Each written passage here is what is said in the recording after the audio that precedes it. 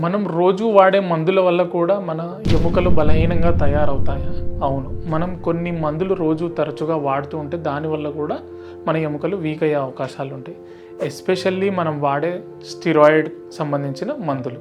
ఉదాహరణకి ప్రెడ్నిజోలోన్, వైజోలోన్ చాలా మటుకు నొప్పి కోసం ఎక్కడికైనా వెళ్తే మనకు స్టిరాయిడ్ మందులు ఇచ్చినప్పుడు ఇవి ఎక్కువగా తీసుకుంటే బోన్ లాస్ అవ్వటం మొదలవుతుంది. దీనివల్ల ఆస్టియోపోరోసిస్ వచ్చేస్తుంది.